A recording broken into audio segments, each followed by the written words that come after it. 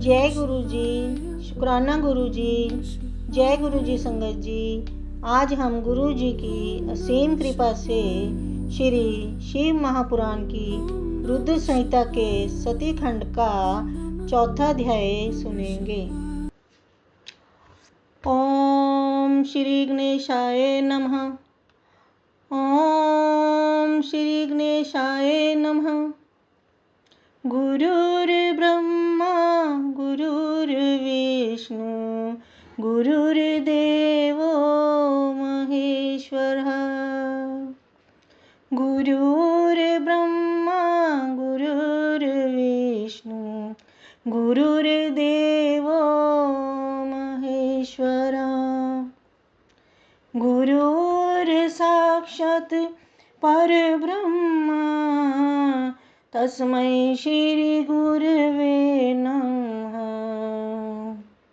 गुरुर्साक्षात् परब्रह्म तस्मै श्री गुरवे नमः। कामदेव के विवाह का वर्णन। नारद जी बोले, हे विष्णु शिष्य, हे महाप्राज्ञ, हे विधे, संसार की रचना करने वाले हे प्रभु, आपने शिवजी की लीला रूपी अमृत से युक्त यह अद्भुत कथा कही। हे तात, इसके बाद क्या हुआ? यदि मैं शंभु की कथा पर आश्रित उनके चरित्र को सुनने में श्रद्धावान हूँ तो उसे कहिए।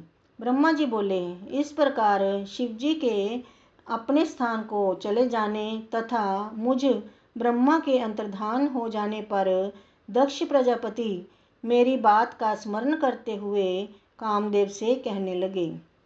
दक्ष बोले, हे काम, सुंदर रूप एवं गुणों से युक्त यह कन्या मेरे शरीर से उत्पन्न हुई है, अतः तुम अपनी पत्नी बनाने के लिए इसे ग्रहण करो। यह गुणों में तुम्हारे ही समान है। हे महातेजस्विन, यह कन्या सदा तुम्हारे साथ रहेगी और धर्म के अनुरूप तुम्हारी इच्छा के अनुसार तुम्हारे वश में रहेगी।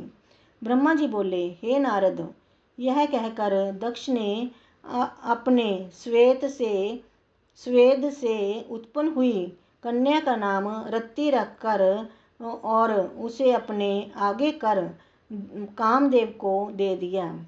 हे नारद, वह कामदेव मुनियों को भी मोहित करने वाली उस परम सुंदर दक्ष कन्या से विवाह करके बड़ा प्रसन्न हुआ।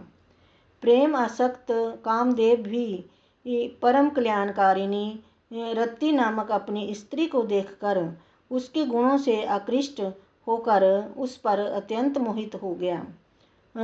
गौरवर्ण वाली हरिनाक्षी तथा चंचल नेत्र प्रांत वाली वह रत्ती भी काम के सदृश होने के कारण उसे परम आह्लाद प्रदान करने लगी। उसकी चपल भौहों को देखकर कामदेव संशय में पड़ जाता था कि विधाता ने सबको वश में करने वाले मेरे धनुष को इसके नेत्रों में सन्निविष्ट कर दिया है क्या? हे द्विज श्रेष्ठ, उस रति के कटाक्षों की शीघ्र गति तथा उसकी सुंदरता को देखकर कामदेव को अपने अस्त्रों की शीघ्र गति पर विश्वास नहीं रह गया। उसके स्वाभाविक रूप से सुगंधित तथा मंद श्वास वायु को सूंघकर कामदेव ने मलय पवन के प्रति अपनी श्रद्धा का त्याग कर दिया। सुंदर लक्षणों से युक्त तथा पूर्णिमा के चंद्रमा के समान उसके मुखमंडल को देखकर कामदेव उसके मुख और चंद्रमा का भेद करने में असमर्थ हो गया। स्वर्ण कमल की कली के समान उसका वक्ष स्थल भ्रमर से वेष्टित कमल की भांति सुशोभित हो रहा था। उसका कठोर स्थूल एवं उन्नत वक्षस्थल का मध्य भाग नाभि पर्यंत लटकने वाली लंबी पतली तथा चंद्रमा के समान स्वच्छ माला धारण किए हुए था। वह कामदेव भ्रमर की पंक्तियों से घिरी अपने पुष्पधनुष की प्रत्यंचा को भी भूल गया और उसे देखना छोड़कर बार बार उसी रत्ती की ओर एकटक देखने लगा। चारों ओर त्वचा से परिवेष्टित उसकी नाभि का रंध्र अत्यंत गंभीर था। उसके मुख कमल पर दोनों नेत्र लाल कमल के समान प्रतीत हो रहे थे। उस कामदेव ने कृश कटी प्रदेश वाले शरीर से सुशोभित स्वभावत स्वर्ण की आभा वाली उस रमणी को स्वर्ण वेदी के समान देखा। कदली स्तंभ के सदृश विस्तृत, सनिग्ध, कोमल तथा मनोहर उसकी जंघाओं को कामदेव ने अपनी शक्ति के समान देखा। लाल लाल पादाग्र तथा प्रांत भाग वाले उसके दोनों पैर रंगे हुए से थे। इससे कामदेव अनुरक्त होकर उसका मित्र बन गया।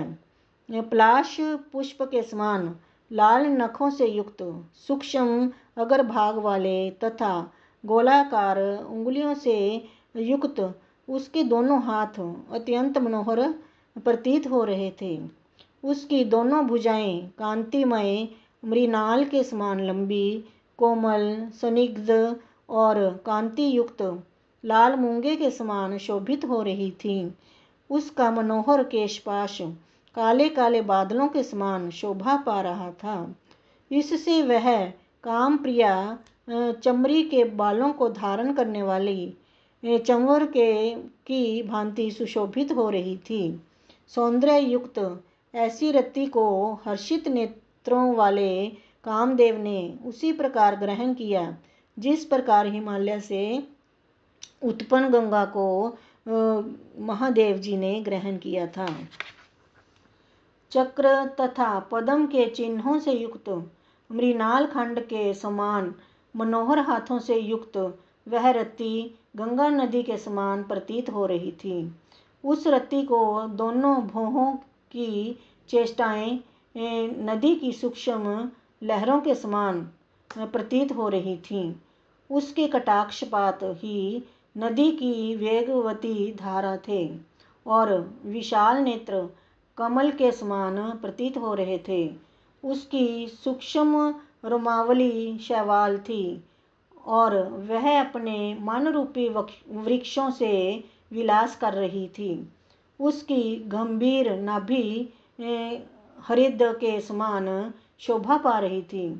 वह कृशगात्रा रति अपने सर्वांग की रमणीयता तथा लावण्यमयी शोभा से 12 आभूषणों से युक्त तथा 16 श्रृंगारों से शोभायमान होकर संपूर्ण लोकों को मोहने वाली और अपनी कांति से 10 दिशाओं को प्रज्वलित करती हुई महालक्ष्मी जैसी प्रतीत हो रही थी।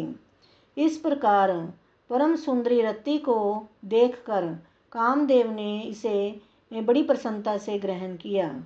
जिस प्रकार की स्वयं राग से उपस्थित हुई महालक्ष्मी को भगवान नारायण ने ग्रहण किया था।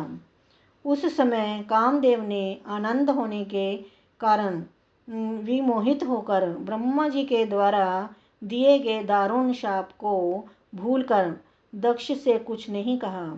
हे तात, उस समय सबके सुख को बढ़ाने वाला महान उत्सव हुआ।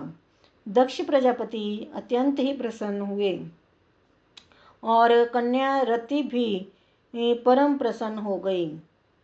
अत्यधिक सुख पाकर काम का समस्त दुख विनिष्ट हो गया और इधर दक्ष कन्या रति भी काम को पति रूप में प्राप्त कर परम हर्षित हुई। रति से मोहित हुआ गदगद कंठ वाला वह मधुर भाषी काम सायंकाल में मनोहर बिजली से युक्त मेघ के समान दक्ष कन्या रति के साथ शोभा पाने लगा। इस प्रकार रतिपति कामदेव ने अत्यंत मोहित होकर उस रत्ती को इस प्रकार अपने हृदय में ग्रहण किया जिस प्रकार योगी ब्रह्म विद्या को ग्रहण करता है, और वह रत्ती भी श्रेष्ठ काम को प्राप्त कर इस प्रकार प्रसन्न हुई जिस प्रकार पूर्ण चंद्र के समान मुख वाली महालक्ष्मी विष्णु को पति रूप में प्राप्त कर प्रसन्न हुई थी। इस प्रकार श्री शिव महापुराण के अंतर्गत द्वितीय रुद्र संहिता के द्वितीय सतीखंड में काम विवाह वर्णन नामक चौथा अध्याय पूर्ण हुआ। जय गुरु जी। ओम नमः शिवाय। शिव जी सदा सहाय। ओम नमः शिवाय। गुरु जी सदा सहाय। जय गुरु जी।